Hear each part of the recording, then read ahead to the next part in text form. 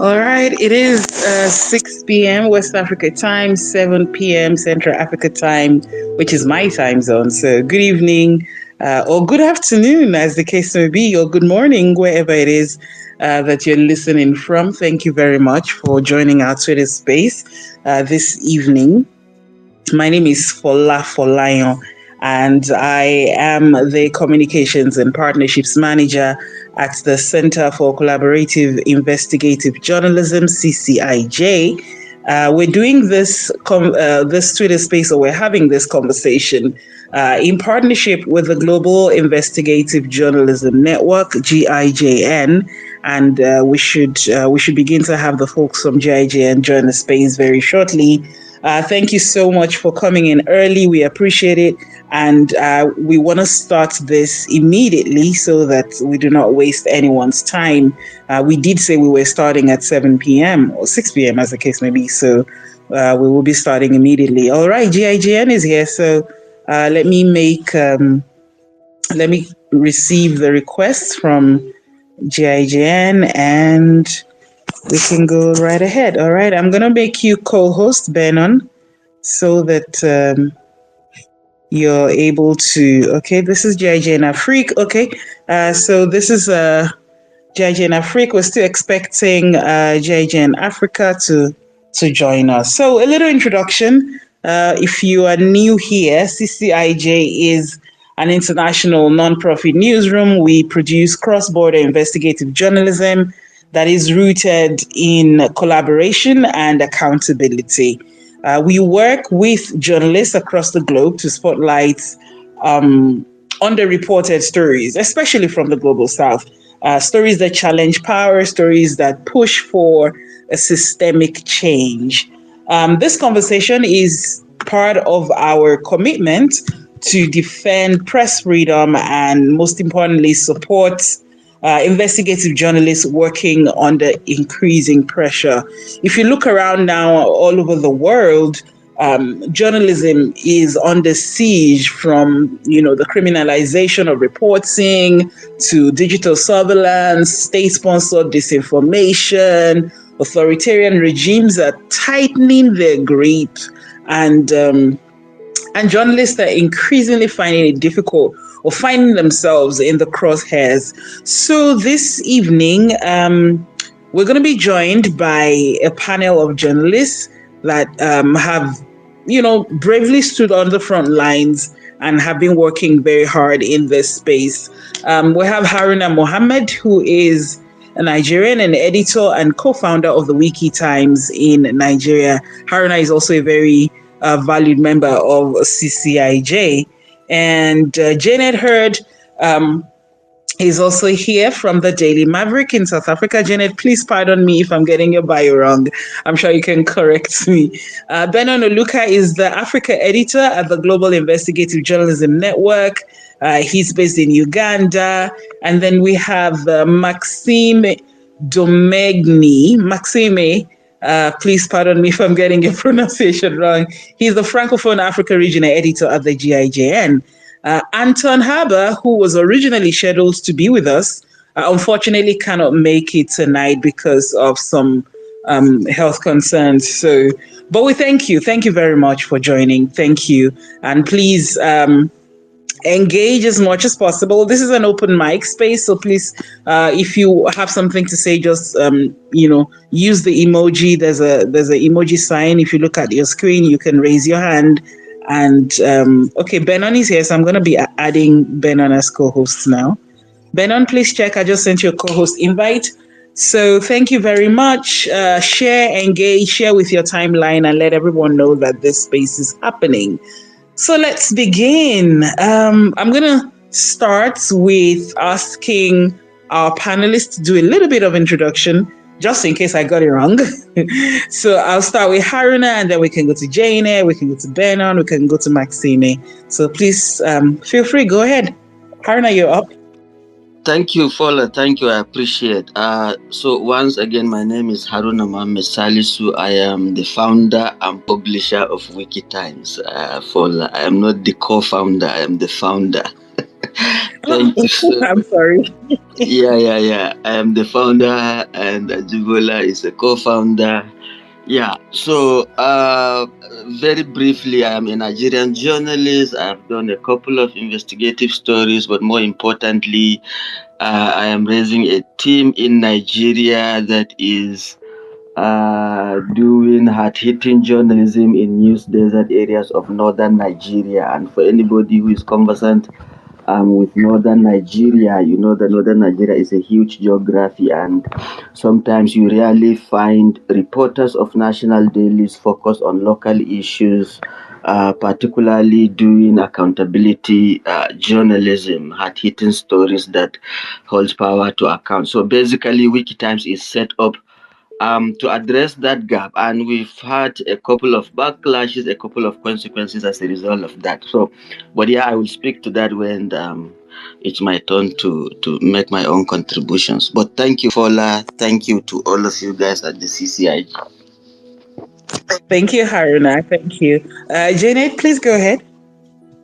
Hi, it's good to be here, everyone. I'm based in Cape Town. I've actually, just as a small factual correction, I left. I was at Daily Maverick for 7.5 years and left at the end of last year, where I was involved. It's a investigative journalism publication, and I'm now setting up as an independent journalist in the tough climate, and I've been establishing networks, cementing the networks with investigative journalism, and I teach at the Stellenbosch University Journalism Department, modules.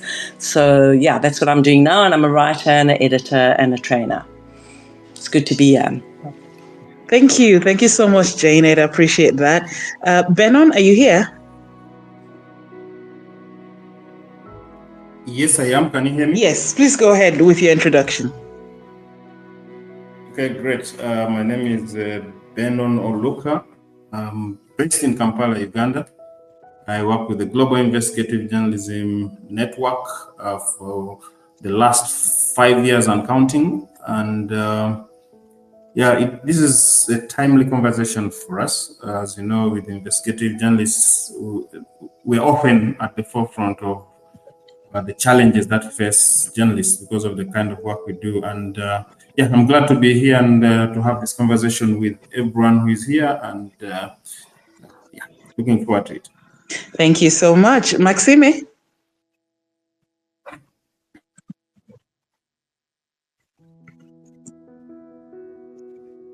Maxime, are you here?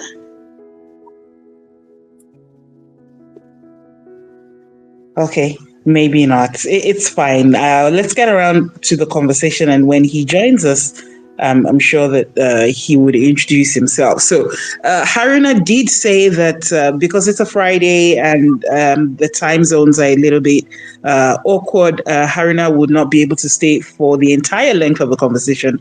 So, we are going to give him some consideration by letting him speak first. So, I'm just going to ask you directly now that. This is a question that I'm asking everyone on the panel, even though it's directed at Haruna. But generally, in your region or in your country, how would you describe the current climate for press freedom? What has changed in the most recent years? Some countries are, experiencing authoritarian tendencies. Some countries have just finished elections. Some countries are getting ready for elections. So a lot of things happening all over the world, different spaces and different places. So Haruna, how would you describe the current climate for press freedom in Nigeria? Yeah, thank you so much, Fola, for this question. I would argue that it's a very chaotic climate. It's very toxic, very baffling, very frightening for a lot of journalists. And you could see this all around the world, in Africa, in Nigeria, in many other places. So, to be honest with you, it's a tough time for many of us. For many newsrooms around the world, for many journalists in Africa, in Nigeria, I mean, authoritarianism or these toxic guys in positions of authority no longer need to burn newspapers or invade radio stations or close down our offices or send policemen or army in uniform to invade our offices. All they need to do is to manipulate the law, to manipulate algorithms, and they will have their way. So, in the case of WikiTimes, for example, we have a lot of slap lawsuits, 9 of them so far. So you could imagine what that means for a small outlet that has just few negligible number of staffs. What it means is that they will want to strangulate us. They will want to drain the little resources we have. So instead of using those resources to pay salaries, instead of using those resources to get capacitated journalists all around the world to continue to train the young team, we have to use that resources to attend court sittings. Sometimes these guys slap us as far as Kano or sometimes as far as Niger, and our office, for example, is based in Bauchi, which is northeastern Nigeria. So what that means is that we have to bankroll our staff to go to Kano to attend a court sitting. We have to bankroll them to go to Niger to attend a court sitting. And sometimes one of the ways you could figure out that these are slap lawsuits, these guys are not instituting those lawsuits to actually win in court. They are doing so deliberately to strangulate us, to drain us financially and emotionally, because they know that we are a small newsroom. And a couple of days ago, we did a video explainer in the Hausa language, which was also shared massively in northern Nigeria, exposing religious leaders who are, whom we have seen to be involved in a lot of corruption activities. And then a few days later, we got over 400 cyber attacks. So, I mean, these guys, like I said, don't have to invade our offices. For example, for us at WikiTimes, we have even closed down our office in Bauchi because of repeated attacks, repeated threats coming our way. But even, after closing down our offices, after resorting to work virtually, these guys consistently coordinate cyber attacks against us just to take us down, to ensure that the kind of journalism we are doing did not see the light of the day. And they continue to do this kind of stuff to many of us. If you check, for example, the video explainer we have released a couple of days ago, documenting how religious leaders were involved in corruption. Immediately after that happened, these guys unleashed some popular Islamic scholars on us. They did a lot of counter videos. Some of them will put my picture on their timelines and they will castigate me. They have done that a number of times. In fact, if I tell you the monumental number of videos I have received, some of them I couldn't even watch, targeting me, calling me names, calling the platform's name, trying to discredit us at all costs. And for some of you who know the operations of WikiTimes, this is not the first time this thing is happening. Back in 2021, our entire Facebook page that had a lot of followers was taken down completely. And despite repeated efforts, reaching out to a whole lot of people, we couldn't recover that page. So these are some of the instances that continue to show us that press freedom generally in Nigeria, in Africa, should worry all of us. And sometimes what keeps me up at night, to be honest with you guys, I hate to speak about this, but what keeps me sometimes up at night is the events in the US here, unfortunately, because the US historically has championed liberties, freedoms around the world and all of that. But the current reality is suggesting to our leaders in Africa that you can go against press freedom, you could get as many journalists as possible arrested or killed, and we've got your back. Nobody is going to hold you accountable at the end of the day. So it's a gift to authoritarians, it's a gift to dictators. It worries me a lot, and that is why I will sorry, Fola, to elaborate a bit, because I wouldn't have time to continue on the conversation. So I would really recommend that it's high time for us to continue to work together. This is the best time for us to solidify our partnerships, our collaborations, because we cannot do it alone. 4 days ago, I was invited to speak to a couple of students here, international students from different countries, and I was speaking about SLAP, the strategic lawsuit against public participation. And I was making an argument that if you think as a journalist in today's atmosphere you will work alone, then that is self-defeating. Look at it this way: if Wikitimes, as a small outlet with few staff, who still needs more resources, more capacity to do the journalism they are doing, will work alone, then these guys will succeed in strangulating us. Imagine the 9 lawsuits we have. If not for partnership, who is going to bankroll our lawyer to represent us in court? As a small outlet, we can't just afford that.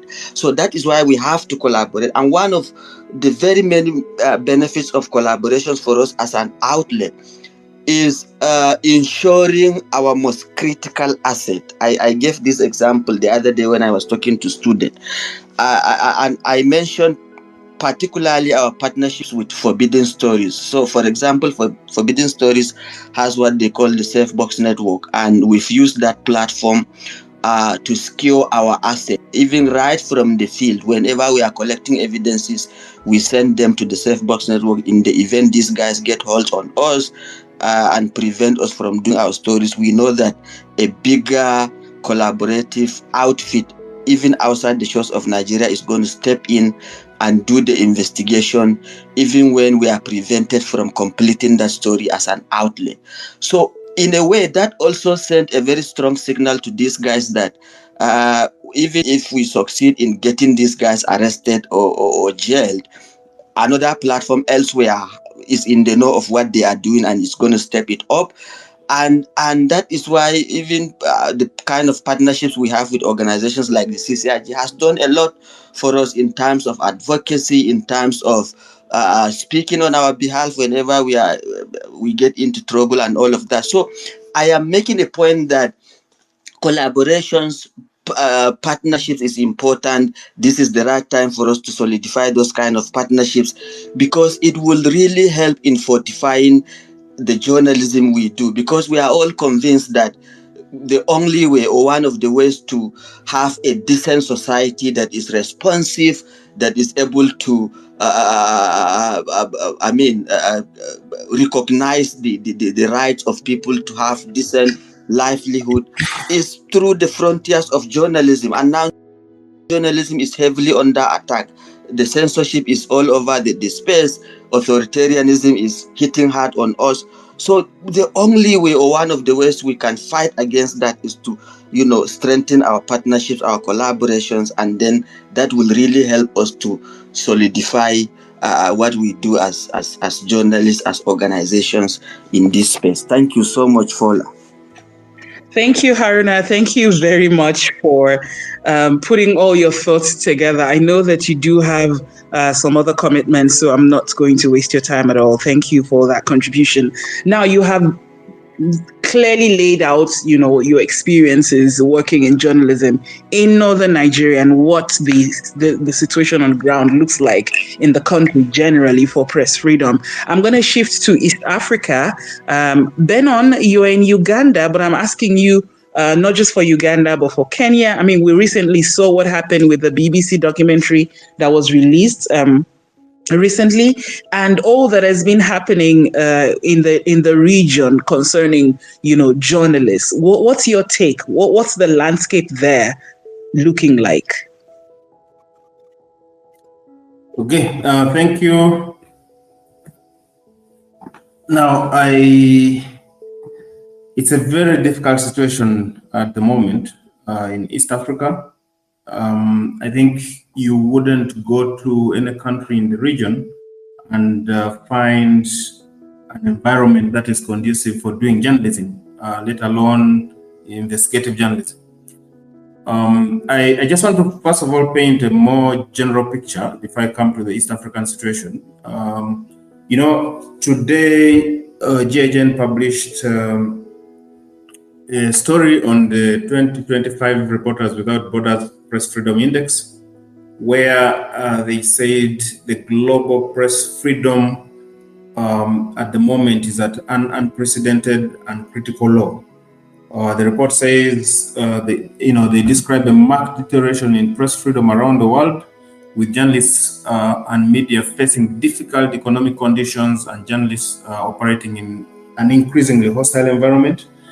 They said for the first time, they have classified the state of press freedom globally as being, quote unquote, in a difficult situation. There's been a decline over the years, and it's got us to a point where they're saying the conditions for journalism are now rated as poor in half the world's countries, and the average score of all assessed countries has fallen to 55, which is a new all-time low. Now, if you can imagine if that's happening across the world, what happens in countries like Uganda, Kenya, Tanzania, Rwanda, Burundi, and DR Congo. What we are seeing is that the leaders or the governments in our respective countries have become more emboldened to clamp down on the press. When Kenya had its Gen Z-led protests mid last year, there was a huge clampdown on the media. Rwanda is a well-documented case where journalists have lost lives, journalists are in exile.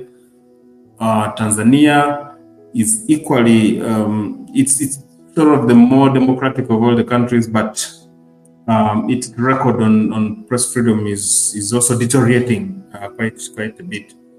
Now, one of the reasons why this is happening is down to what's happening in the US.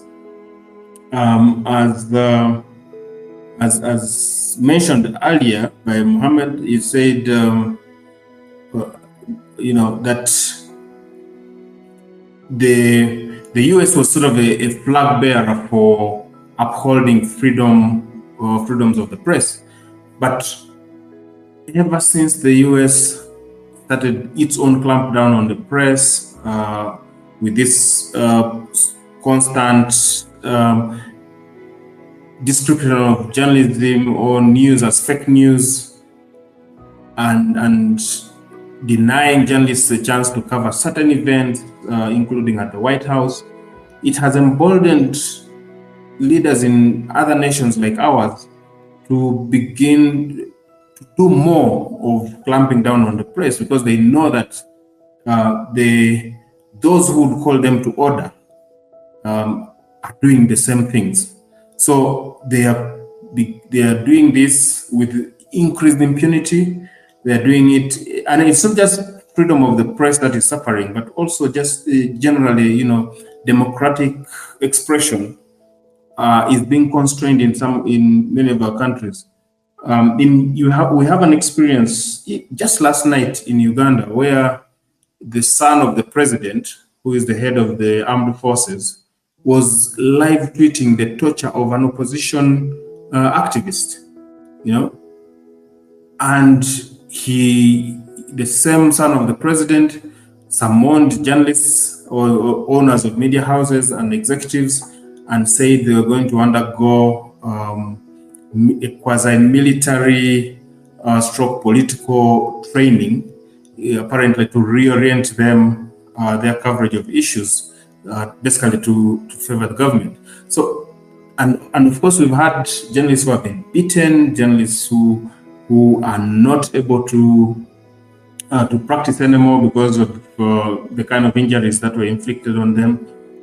There was a by-election recently where journalists were beaten and ended up in hospital. And all this is happening in broad daylight. That shows how emboldened some of these individuals or organizations are, the political parties, the government, to do what they're doing. So we are going, as we mark World Press Freedom Day, we are in an environment that is becoming ever more dangerous for practicing journalism, and we should be thinking of how to be able to protect ourselves, to be able to coalesce our resources and our various organizations to be there for each other, to utilize our numbers, because there's strength always in numbers, to utilize our numbers to push back. Otherwise, we are facing a very difficult situation going forward because of the increased authoritarianism across the continent, but also that emboldened, reaction by some of these governments in the past few weeks, months, and which I'm sure will even get worse as we go forward. Thank you. Thank you, Venon, for giving us that picture. Janet, you are in South Africa. Democracy, as far as Africa is concerned, in South Africa is still kind of young, but considered to be quite robust, vis-a-vis other countries. What is the landscape for press freedom looking like in Southern Africa? Great, thank you. The previous listeners, the speakers, it really resonates what they're saying about the need for, solidarity and coming together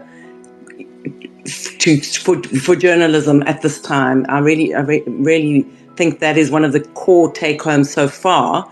And I think these kind of platforms and these kind of networks are more important than ever. Just wanted to kickstart with that thought.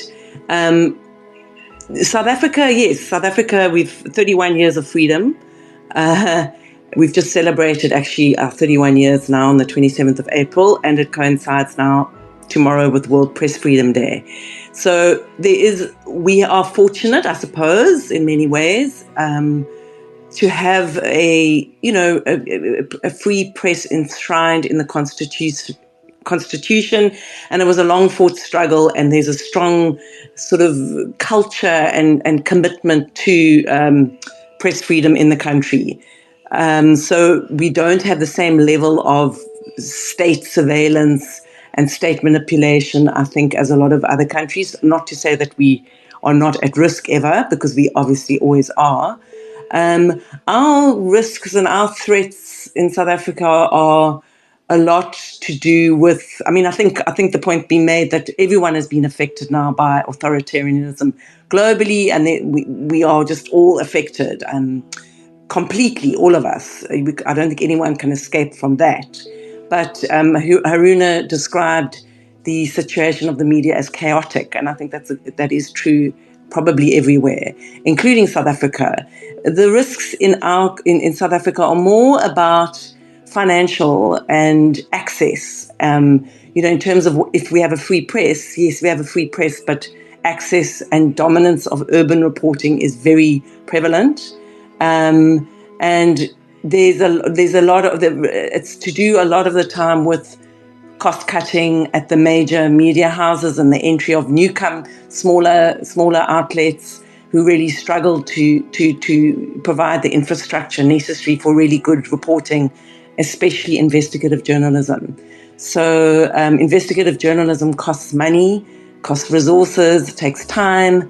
And that's why I think these kind of networks are so important, and to raise funds specifically for investigations is so crucial, and for South Africa too, because there's a lot that we need to also still uncover. We have the same, so in the state of the media in South Africa, we have the same threats in terms of AI, and the complete upheaval that AI is bringing to the media. So as we celebrate World Press Freedom Day, I just did a quick scan on some of the themes that are coming up, and they are all about, that what's dominating is authoritarianism, and also particularly how AI is impacting on the free press. And there was one that actually said, can the press stay free in an AI-driven world? And I think that's quite an interesting question. So yeah, so we are fortunate in some ways that we haven't reached the same level of repression that we had during apartheid in South Africa. In fact, we've celebrated the freedom that came with democracy, and that is still very strong and uppermost in people's, and even in the government. The ANC has had a commitment to freedom of the press. So they need to be checked and counter-checked, and constant vigilance is needed. I think our threats are often with media owners. I think we've got some really, we've had an entry of, media owners that are very driven by personal agendas often. And there's a lot of, that's where the independence is lacking often, when there's interference on big media houses in the content of publications, which is a real threat, because that also makes people, the trust factor, is impacted, and the public then, they don't separate one media house from another. They think, oh, all the media, they can't be trusted. So we do have a credibility issue in that way, where we need to fight harder for true editorial independence. And I think that's one of the big things that the big struggles in South Africa. And yet we have a very strong and vigorous network of fighting for independence. And for me, at the end of the day, the most important thing is information integrity. And I think that's where struggles and the spotlight is going to focus now in this age of authoritarianism globally. And we need to look at ways of how do we protect information and make sure it is authentic and transparent, because that's actually what makes good journalism. So I think I'll leave it there. Thank you. Well, thank you very much, Janet. I'm glad there are several points you raised that would lead us into, the next part of the conversation. But I want to check if Maxime is here from Togo. Maxime, are you here? Okay, not yet. I would have loved for him to answer how, Francophone Africa is doing, especially seeing the wave of coups, digital blackouts, how is journalism adapting, to reporting in those contexts. But let me move over to Benon. I'm sure Benon has a couple of questions and a couple of issues to raise. But before then, my general question to everyone, which I'll start again with Haruna, is this issue of misinformation, disinformation, especially with the rise of AI in the business now, how is this affecting press freedom? How do you see it affecting press freedom right now? Because the regimes using disinformation or fake news laws to clamp down on the press. In Nigeria, for example, we've seen that play out in so many ways. So how is that happening? How is it affecting how you work, Haruna?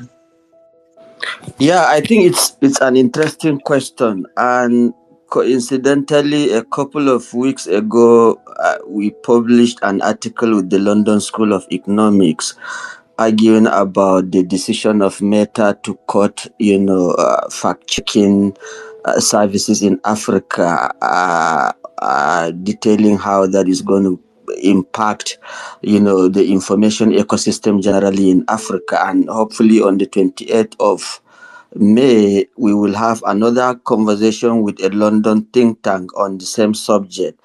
So yeah, I mean, your question is timely. That's what I'm saying. So yeah, to answer it, I think these technologies, I have argued several times in many different places, pose a lot of challenges and opportunities at the same time. But as an optimist, I always look at what we can do with these tools. Yes, the argument that there are issues of deep fakes, there are issues of information warfare, particularly with countries like Russia, like China, deploying AI to continue to poison the information ecosystem and in a way embolden authoritarianism and lack of accountability in our space. Is very genuine and is a source of concern to all of us. But at the same time, there are opportunities in there because a few days ago I trained journalists on AI, and the title of my presentation was AI Catching AI. I argued then that, look, we could use the same AI technologies to catch another AI, and that is the fact. So the most important thing we need is to continue to capacitate. When we have the capacity, when we have the infrastructure, like Janet has put it, that will allow us to do our work. Yes, technology is no longer neutral, as Yanis Varoufakis recently argued in his book, Techno-Feudalism, What Kills Capitalism. It's a very serious book that I would recommend journalists to also lay their hands on. Technology is no longer neutral. People can manipulate algorithm, and we have seen footprints of that kind of manipulation, poisoning the information ecosystem, emboldening authoritarianism, clamping down on the press, and all of that. But I pacify us by saying that these are just tools, guys. They are tools that anyone could use. You could use your gadget to watch porn, for example, and you could use your gadget to read a whole lot of literature that will enhance your capacity as a journalist. So if from a moral standpoint you are saying that using gadget to watch porn is inimical, then the same gadget could be used to capacitate someone, particularly a journalist who is interested in doing their work. Yes, it's toxic, but we are living in this moment. So let us live the moment by leveraging on the enormous advantages of these technologies and be able to confront toxic, despotic leaders all around the world. Fola, I'm sorry, my response is a bit chaotic, but that's just what I want to tell you about that. Yeah, thank you. Thank you very much, Haruna. You're not chaotic at all. I think that you're making good sense. So this is my question, and I'm bringing Benon back up. Benon. I think just before I come in, I think Max is now on. I'm having a conversation with him. I think he wasn't added as a speaker. Oh, okay. He's now a speaker. He should be able to, and if he is able to unmute himself, he can speak. Welcome, Max. Can you hear me? Max, you're muted. Could you unmute? He's the one using the Twitter handle GIJN Africa. Am I right? Yes. Max, you may have to log off and log in again. Yeah, it could be a connection problem. Just try that and see how it works. Yeah. Okay. As we wait for Max, you can go ahead. Yes, I was going to ask you, Benon, you've worked with journalists across the continent in your capacity at GIJN, and you've seen what collaboration can achieve. What does it look like, in this context? What does solidarity among journalists look like in this climate from your perspective? Thank you. So I earlier spoke about leveraging the numbers that we have, and I think that's a very powerful tool that journalists can use. I remember an experience, I think last year there was a journalist who was arrested in Malawi, and within minutes or so of his arrest, information came through to the GIJN Africa WhatsApp group that he'd been arrested, and there was this engagement within the group, and everybody agreed we are going to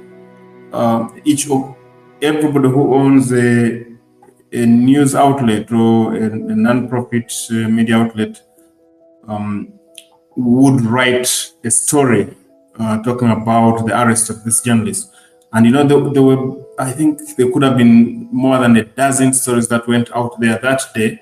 It became a global story. And, the very next day, the journalist was released because the government could not withstand the kind of pressure that they faced following the arrest of that journalist. So that's just one example of the kind of power that we have when we leverage our numbers, the kind of pressure that we can assert on governments and the kind of institutions that or authorities that have the power to arrest and try journalists. The other thing is the kind of collaboration we can have is one where we collaborate in sourcing for information, we collaborate in reporting. I have found that for some reason, if a local journalist calls a politician or a leader in a country, sometimes they can threaten that journalist. But if they are called by a journalist from another country, of course, they know that they cannot threaten that journalist. That journalist is not within proximity of them, of their, the arm of the law in their land. And somehow they end up telling their side of the story. They don't bully you. They do not, because they know at that point the only thing that can save them is their side of the story. So you can collaborate in the sense that you get somebody from another country to interview some of these leaders who could make it difficult for you to do your work locally. The other one is having to use the network to publish. You could get a story out in South Africa, and then a local media organization, perhaps even the one that did the investigation, say in Uganda, can quote the organization in South Africa as the source of that story, and you're able to take advantage of that. One of the classic examples is just the recent investigation by BBC Africa Eye regarding the use of the military in Kenya to clamp down on protesters, and they ended up shooting protesters. The BBC was able to pinpoint exactly which military officer shot a protester, and then the local media organizations were able to pick up on that story. That kind of collaborative effort has been able to put so much pressure on the Kenyan government. So while all these different jurisdictions, the different governments are trying to clamp down on press freedom, we still have methods, we still have avenues through which we can circumvent the restrictions that they're imposing on us. And I think it is up to us to continue having these conversations, continue finding those kinds of loopholes and making maximum use of them to ensure that we still continue to inform our audiences and those who deserve to know how the public affairs in their respective countries are managed. Yeah, thank you. Thank you. Thank you so much, Benon. Max is here. Welcome, Max. Can you speak now? Hello, Max. Hi. There's some sort of feedback. Yeah, okay. Because one of your devices needs to be off. I think you have two devices and one needs to be turned down. If you can, how is it now? Can you hear me? Yes, we can hear you. Welcome. Thank you for joining us. Yeah, thank you too. Sorry, I don't know what happened to my devices, but yeah. Good news that I'm around finally. Yeah, so I was saying that my name is Maxime Dominier. I'm the Francophone Africa editor of GIJN. I'm based in Senegal. So this is such an important topic, talking about freedom of the press. And I usually say that the French-speaking countries in Africa are maybe some of the most repressive contest, for freedom of the press.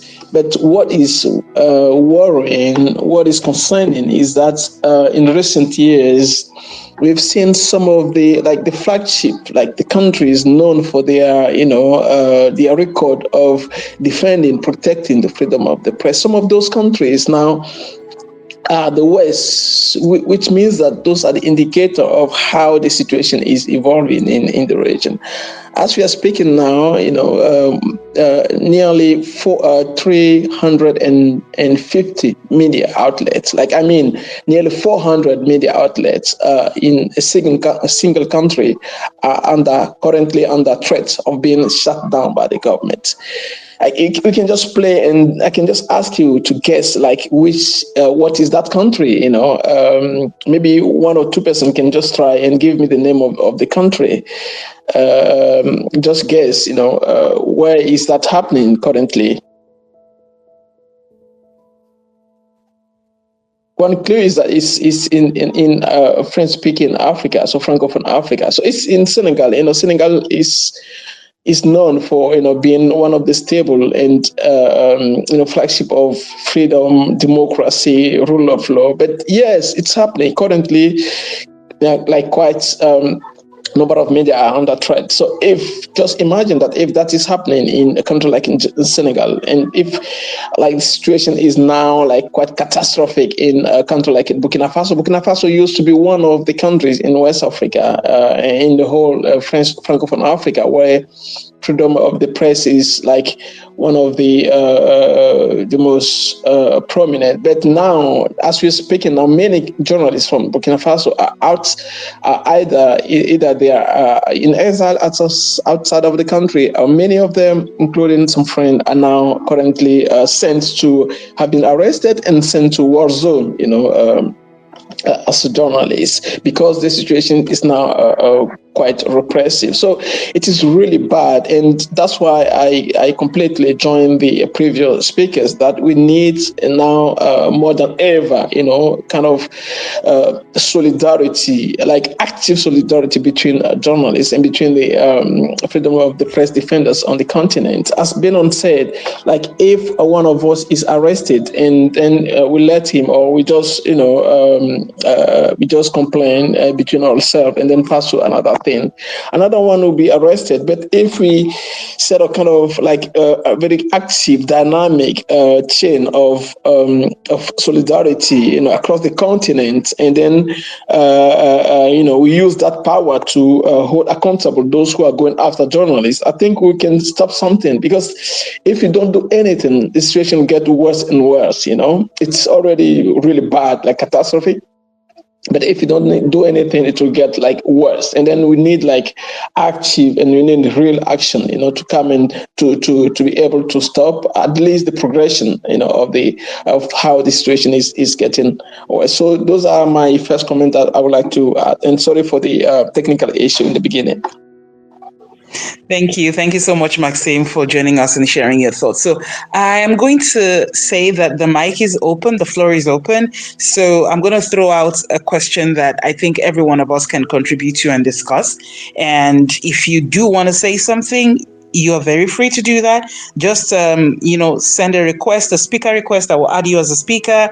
And then if you're already a speaker, you can just use the hand raising emoji. And then I would let you know when it is time for you to speak. So this is a general question to everyone. One of the key elements that have come out of this conversation this evening is that there is some sort of an absence of legal protections for journalists across the continent. So in the absence of these legal protections, what tools it could be digital, it could be social, what tools have been most effective for protecting yourself as a journalist and protecting your work? If you can share as a journalist, please feel free. And I'm taking speaker requests right now. And if you already have the mic, go ahead and answer. It's okay. Okay, sorry to jump in again. I just wanted to make a comment. The situation in Africa is not necessarily the legal protection, because in many countries in the region, we have that legal protection. As I used to say, for instance, I'll give you an example of a country like my home country, Togo. You have what you call like the right to information law in that country. But if you take other countries like Senegal, for instance, or other countries that don't have that right of information law, in those countries it's easier to get access to information than in a country like in Togo. So the issue is not necessarily like the law, the legal protection, but it's about like the type of regime, the type of government you have, and the issue is that we are having more and more authoritarianism. Government in the region, in Africa. And the other thing that is also concerning is that, in those days, you have like authoritarian regimes, and they are unpopular, right? And even the people will constitute kind of protection around a shield around the press, the media, the journalists, and so on. But a new move that we are seeing is that many of those authoritarian regimes are now becoming like more and more popular, and then they have like people support, and then the journals, the media, and then the media landscape, they find themselves sometimes like against not only the regime, the political regime, the government, but also they find themselves against sometimes the population, their own audience, because of this huge and massive disinformation campaign and of populism campaign going around in the country. So yes, we need like legal protection, but on top of the legal protection, we need like some government that are really willing to protect, to act, toward the protection of the journalists. And as I said before, we also need now more than ever, like some concrete action from the media themselves, from the journalists themselves on the continent, to set up some new mechanism to try to, kind of fight back, this spread of authoritarianism and this spread of threats against the freedom of the press. Thank you. Thank you so much, Maxime. Sekou, you have the floor. Actually, it was a mistake. I wanted to mute my mic. Yeah. Okay. So are you ready? Would you like to call you later? So I think I can say a thing or two. I mean, I am happy really to come after Max, because just last week, I think Max and I were having some conversation around what is happening, particularly in the sub-region, and the Francophone West Africa, the most affected, of course. But to probably add a little bit to your question, which is what tools do we have in situations where we do not have a lot of progressive laws that protect and promote the rights of the press? I think, from Gambia, maybe the experience that I will share is one that was quite useful for us, was how we kind of internationalized our local challenges. What we did was to build quite a good network, outside of the Gambia, so that whatever happened in the Gambia will, be, an issue that a lot of other organizations and even countries actually will take up and address it with the government authorities, because they normally do not want to have, that kind of image, even for dictatorships. They have their partners outside of their various countries, so they don't want that. The challenge to that, though, now is that, countries like, the US, they were quite instrumental in that, Now with Trump there, I don't know whether US will be like a great ally for the press. European countries also, because a lot of African countries rely on them for funding. I mean, you engage them. They were quite instrumental in putting that pressure on governments. I mean, with populism in Europe now, I don't also know whether they are great allies. But I think there are still other options, such as the issue of litigation. I mean, that is something that journalists should start utilizing, whether it should be before the local courts or regional courts, or even international human rights mechanisms. There are lots of platforms where journalists can go and make a case for why certain laws are not good, or why certain laws should be in place, or where there are abuses. I mean, you report those abuses or you literally litigate it. I mean, ECOWAS Court, for example, has done quite a tremendous job, I mean, with respect to press freedom rights. They've issued a lot of very good judgments. I mean, of course, a lot of them are not, implemented, but the fact that the court made those rulings were quite good, and there were a few instances where, they were also implemented, and that was really quite good.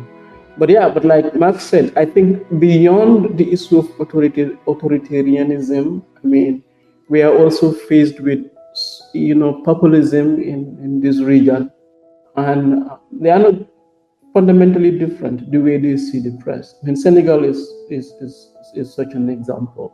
I think that is something that we should consider. But also to be a little bit proactive also, because let's look at Gabon, for example. This is one country that has been living under some form of craziness for decades, and now there is change of government. Now, who is talking about how do you engage a country like Gabon, the media there, so that they kind of get a little bit, or you orient them a little bit before the new regime starts getting strong and going after the press and controlling it like never before. I think there's this very small window that we should capitalize on to kind of engage the press in Gabon, strengthen it, reorient it. I think that's really necessary. Yeah, thank you so much. Thank you. Thank you very much, Sekou. The floor is still open, so please feel free to send in your requests. David Dembele, you just requested to speak, but I think Azil requested before you. So Azil Momar, please go ahead. Yes, thank you for giving me the floor. Hi, everyone. I am Azil from Senegal. I am an investigative journalist and fact checker. So I think I have a open question that I will throw out to you, but I will put more context. I want to ask about the alternatives journalists may have in contexts that are totally absolutely difficult for journalists to work on or in. I'll give the example of my country, Senegal, as Maxime pointed out earlier. I think the media here are in an unprecedented state of danger of mass disappearance, because we have this new measure introduced by the Ministry of Communication, where they have put on or are going to apply some measures which will suppress over 300 media outlets that they deem that they deem irregular or not respective of the laws if we abide by the code of the press. The situation is that journalists themselves are trapped up. They're trapped up because they are the initiators of this initiative by the Ministry of Communication. A few years ago, 4 years, they have been rooting for total exclusivity of journalism, which means they wanted to exclude all people who don't have the press card and who still work as journalists. This is very common in Senegal, to see people who are not even journalists, but who still identify as journalists, who access to events where journalists cannot go, or who even have some privilege journalists cannot have. Now, a group of selected journalists now wanted this fight in order to cleanse, if I can say, this journalistic sphere.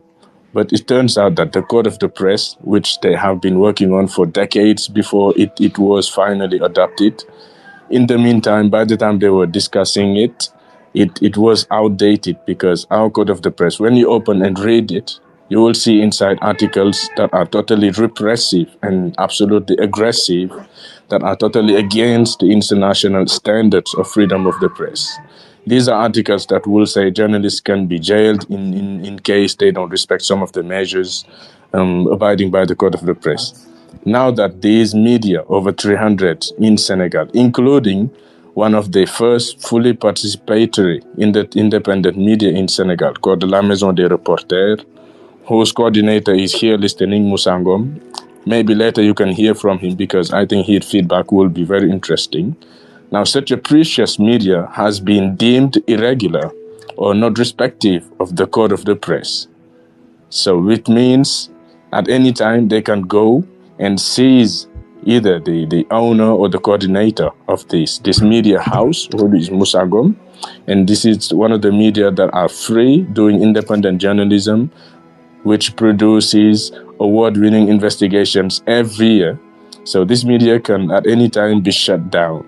So my question now is, I know that we have some sub-regional governing bodies where journalists can go and appeal, like the ECOWAS body or others that can really follow up in case nationally the people feel that maybe their rights haven't been respected.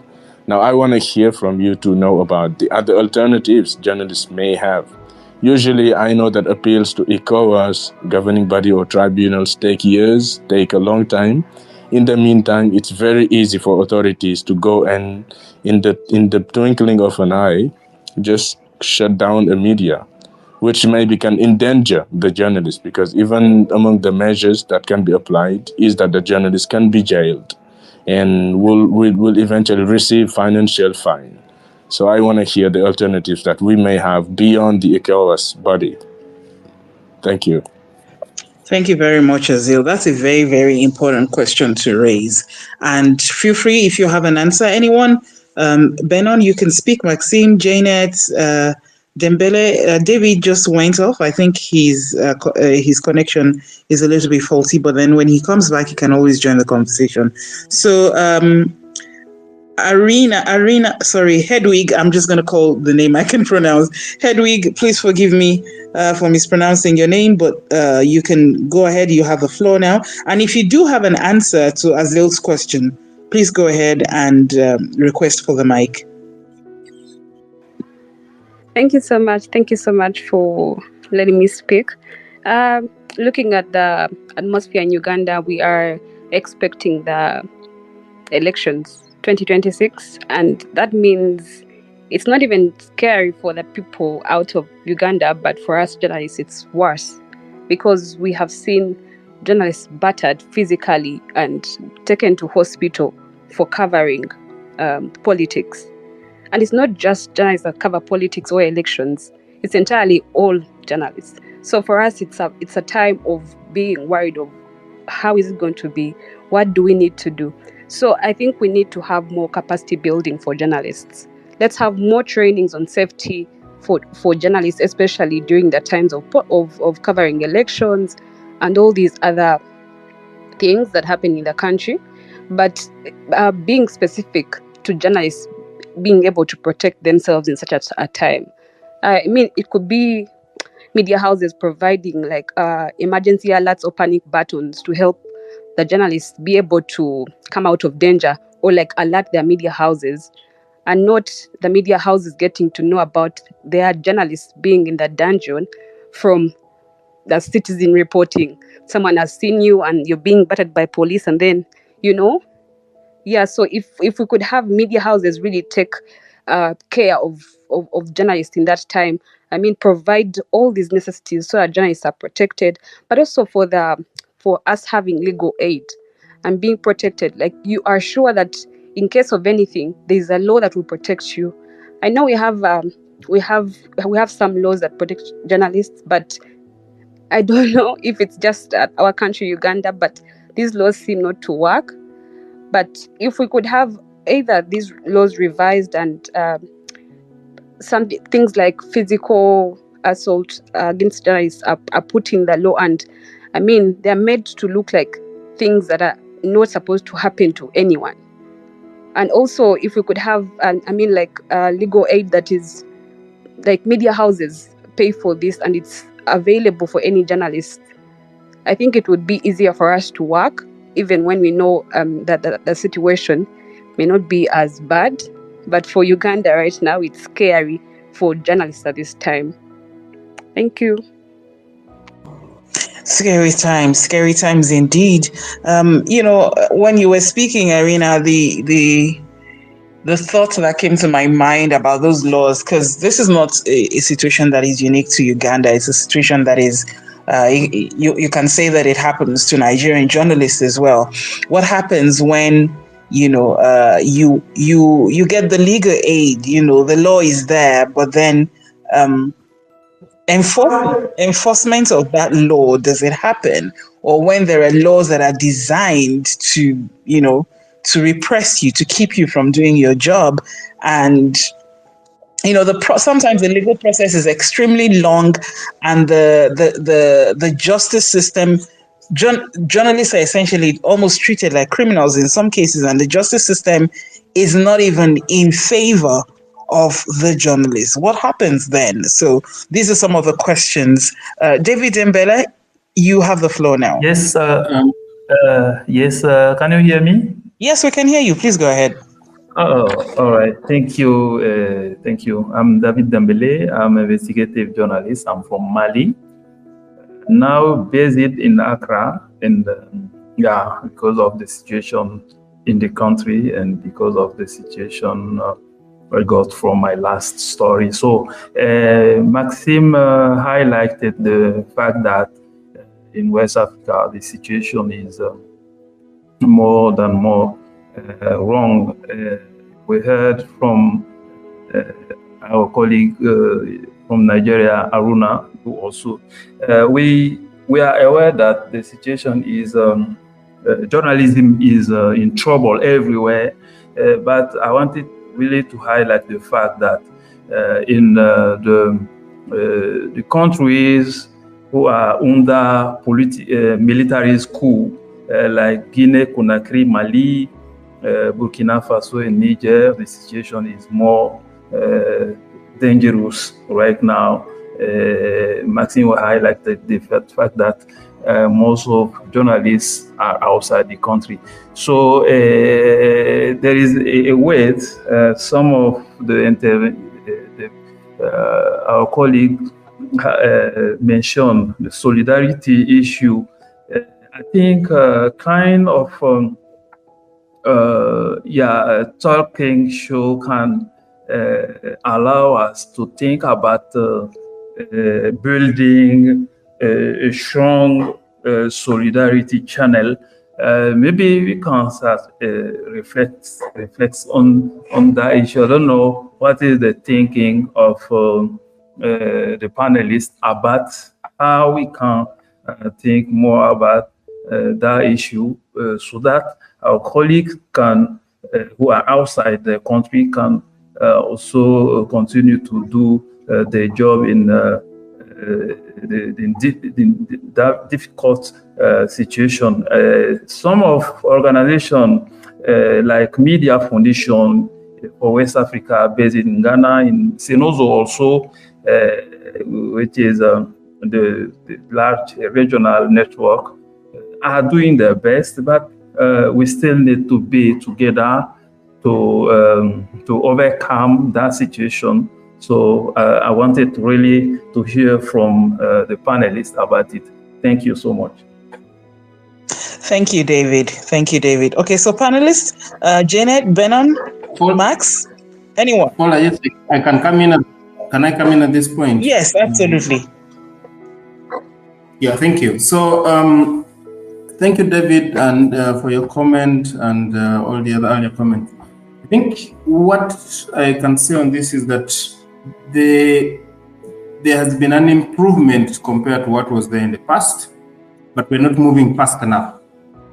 In terms of the improvements, I think there's been an appreciation, for instance, that journalists sometimes are pushed against the wall and they need to find somewhere where they can get a breather, somewhere where they can stay safe. And I think, for instance, in Accra, where David is, I think the investigative journalist Anas Romeo Anas set up the Whistleblowers and Journalist Safety International Center, where if you are facing any challenges in your own country, you can apply to go there to a safe house, and you're kept there for a while as things cool over in your country, for instance. We have the African Human Rights Network, which has a relocation program, and it has shelter cities in Dar es Salaam and Benin, Dar es Salaam, Tanzania, and Benin, and they provide investigative journalists and human rights defenders who are at risk with the support to enable them continue doing their work. So they relocate you, have some transportation, accommodation, and livelihood, medical assistance, social support, and all that while you are away. Similar programs are available in I think the Netherlands, where again African journalists are eligible to apply for them. It's called the Shelter Cities. I think if you check the website, and you have, for instance, the African Freedom of Exchange Network, which also tries to support to improve press freedom, but also support journalists who are at risk, and several others. In Nigeria and Uganda, there are the human rights networks for journalists, which have tried to do quite a bit of work supporting journalists who are in trouble. Then, of course, you have the Committee to Protect Journalists. You have Free Press Unlimited from the Netherlands. You have International Press Institute and all that. They all try to support journalists. Lately, Media Defense offers emergency funding for those who need legal fees. As you know, I think because of what journalism is facing in terms of the financial challenges, one of the first departments that gets affected is the legal department of most media houses, and the non-profits that are emerging, that are trying to fill some of these spaces in terms of doing, for instance, investigative journalism, they don't even have the money to hire lawyers of their own. So some of these organizations that I've mentioned have come in and tried to plug some of these gaps to fill the vacuums, but I think it is not sufficient. We don't have sufficient efforts within Africa to develop or to create some of these organizations that will support journalists in times of trouble. If we have them, sometimes the challenges are financial. We don't have the money to sustain them, also to offer support to journalists. So I think it is something an organization with an overarching umbrella like the African Union should take very seriously and say, if we want our democracies to grow, if we want to check our governments in Africa, the African Union has to step in and say we are offering some of the support for the protection of journalists.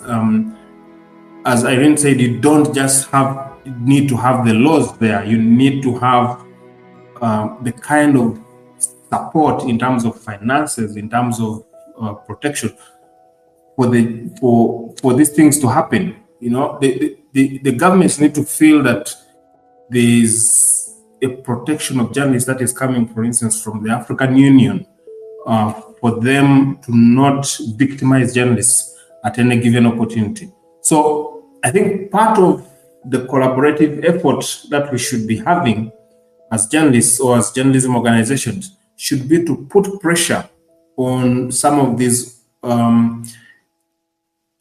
international organizations or continental organizations like the African Union, of course, our own regional organizations, to be able to see to it that they develop programs that help journalists in times of distress. They should not just speak that they support journalism and they want journalism to thrive.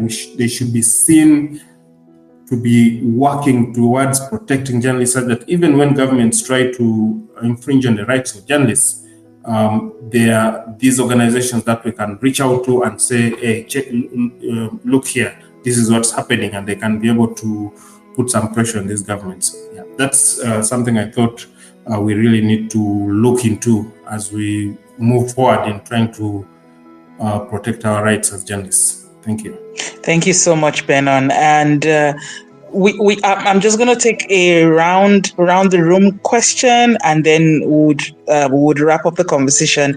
This is just supposed to be for an hour, 15 minutes, and we're actually we're within that time. But you can still request to speak. I'm still taking requests. Hamadu, I have just approved your request. But while Hamadu is coming up, let me ask this general question. Anyone, Janet, feel free to jump on it.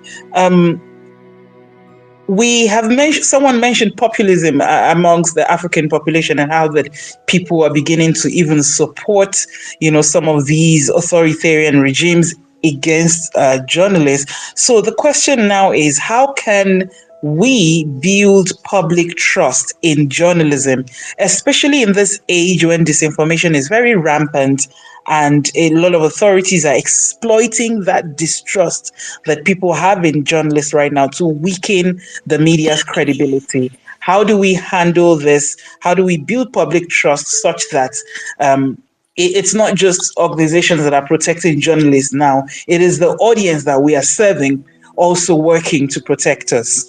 So anyone, feel free to answer that. I can jump in. I think the issues really are, it's kind of quite basic, really, I suppose, in some ways. It's to be, I mentioned right in the beginning, information integrity. We can do this by sticking to, obviously, we've got to be innovative. We've got to deal with, adopt AI for when it's in the public interest and things like that. But I think we have to do our job better, and we have to build trust. I think the media overall has lost quite a bit of trust because of what's going on and all the disruptions.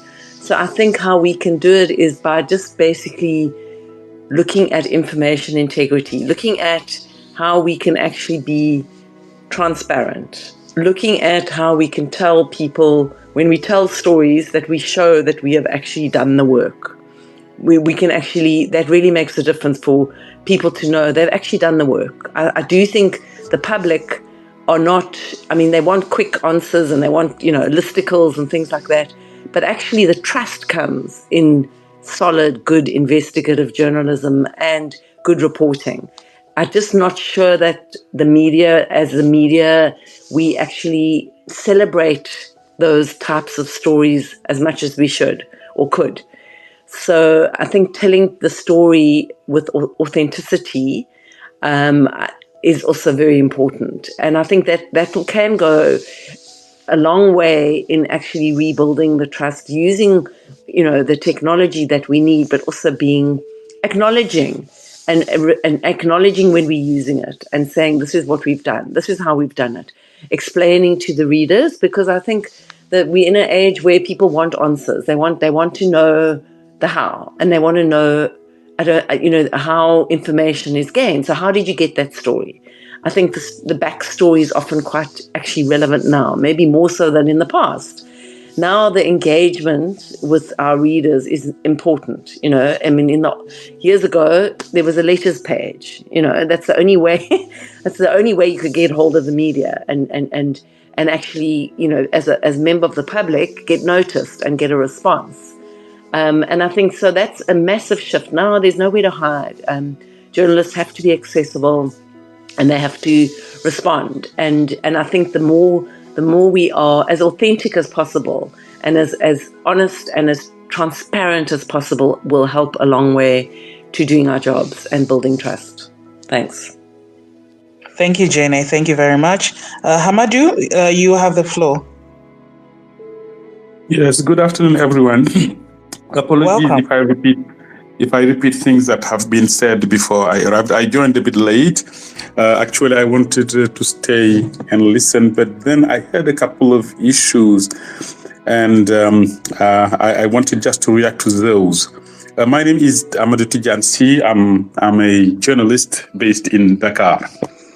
One is the first one. I think it was my fellow countryman Azil. I think of one response, and I believe, I don't know how far it's going, should be internal. That is those media organizations that are being asked to shut down, to be together and engage the fight internally, to defend their rights internally through the courts, through public protests, through, I don't know, whichever actions they can take to make their case. I think it's extremely important for them. And then you have other organizations. Unfortunately, I heard someone saying it. These are foreign organizations such as Legal Defense that can help you defend your rights if you have cases. But let us be clear. The legal way, the legal procedures can be so long that by the time you win your case, you don't exist anymore, because your journalists have gone away, your structure has disappeared, you've lost all your income, and so on and so forth. So I think the most important thing is to engage the fight internally, engage talks with the government, hold talks with other internal organizations. One lesson I take from it also, from an internal point of view, is as journalists, we always need to be very, very careful with politicians and politics. I think this is not the first time this is happening in Senegal. Most of the time when people are fed up with the government, they tend to support another one. We forget, people take sides. I think, and we're in countries where things are very polarized. We need to come back to our job, which is journalism, try and keep our distance from politics. We report politics. We are not politicians. We should be referees of what's happening and not players as actors in the political game. We need to be part of it, but our role need to be defined and need to be respected. I think that's just to react very quickly, because it would be extremely sad if an organization like Maison des Reporters disappears, but it's not the only one. You can't have 380 media houses and in just one decision, just one signature, tell them, okay, guys, go away. That's unfair. We need, of course, to clean up the media landscape. Of course, there are a lot of organizations calling themselves media houses that are not, but you cannot have the good media houses disappearing just like that because one politician has decided to make it. So that's one point I wanted to touch on. The other one is just something that made me laugh. The gentleman, I think, asking us to see how the African Union can be involved in creating a safe house or mechanism to protect journalists. The same governments that are repressing journalists in their countries are the one making the decisions at the EU. I do agree we need our organizations, our continental organizations, our regional organizations. We need to engage them, but I'm not sure in the very short term or even in the medium term, that's a possibility.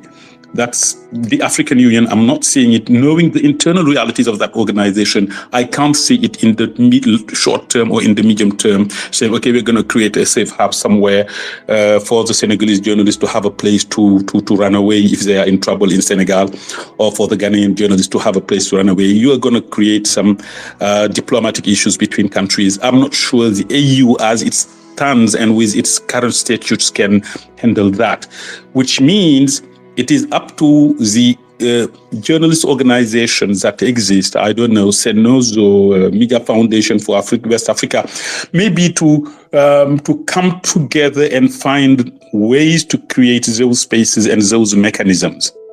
It is to us. I think for a lot of things, the other day we were having another discussion on a totally different topic. I'm not going to bring it here, but I believe we as African journalists need to create our organizations, and we need to help them be strong, not always help. I'm sure, I don't know how many journalists we have in the continent, but I don't know. A lot of us could easily give $2 to an organization or to a mechanism to support. But as African journalists, we are very reluctant to take the initiatives and to put our own efforts, to put our own money. If it's not aid money, we're not doing anything. So we need to be more innovative, more creative, more imaginative, and more involved. When I say involved, it's not that every single person would go and create an organization. But if organizations exist, how do we engage with them, support them, be involved, put our money, put our resources, put our time, and make sure that if something happens, we have at least we have the possibility to act as the African fraternity of journalists. I think that's something very, very important. I would not take the floor furthermore. There are a few more issues that I would want to discuss, but for the sake of time, I'll just stop there. Thank you, guys. Thank you so much, Hamadu. And like they say in my country, and I'm sure they say this elsewhere, we have to put our money where our mouth is. And I do kind of agree with you in the sense that the same governments that we're seeking protections from are the same ones who are making decisions in the AU, in the ESC, in ECOWAS, or any of the regional blocs. So it's going to be, at the end of the day, it does look like we have to now be the ones to strengthen organizations that are created by us to protect us. Right. Anyway, like I did promise, we're not going to drag this out for too long. I'm just going to, ask for a last word from all of our panelists. Yes, go ahead. May I just qualify my point there? Yes. So I was not referring to a safe house by the African Union. Of course, that would not be possible. But I was talking about the institutional support that can come in, for instance, the African Union had tried to set up a website tracking the killings of journalists. It was done with the help of UNESCO. They did it for a while. I just checked the website a few minutes ago, and it's gone down for whatever reason. But what I was referring to is strengthening the institutions or putting pressure on the institutions. I think that's a better way to phrase it. Putting pressure on the institutions to recognize the importance of our work and why they should support us. We can't always be outsiders from the decision-making processes in some of these organizations. We have to go in there and assert ourselves. These regional bodies, the continental body, for instance, have courts of their own courts, which actually make independent decisions, sometimes against sitting governments. So, in the same vein, we need to put pressure on them to ensure that there are mechanisms for supporting journalists that go beyond just making statements and occasionally releasing reports and hosting certain events. They have to put their feet where their mouths are, if I can put it that way. They have to walk the talk, and that can only happen when we put concerted pressure on them as groups of journalists from different parts of the continent. Otherwise, we will always be outsiders, and the decisions are made, like you say, they're the ones who make decisions about for the running of these organizations. Those decisions will be made with us as outsiders who have no say in it. But we have to try to be insiders who also, or at least some of our groups, especially the journalism advocacy groups, have to go in there and make sure our voices are heard. Thank you. Thank you very much, Ben, and thank you. So I'm going to ask for last words from our panelists, starting with Max, then Janet, and then Haruna has left. So last words from anyone else in the audience, feel free to send a request. So Max, go ahead, please.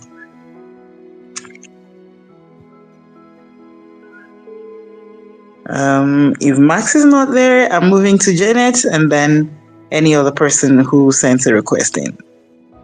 Great, thank you. I think last words, we're celebrating World Press Freedom Day tomorrow.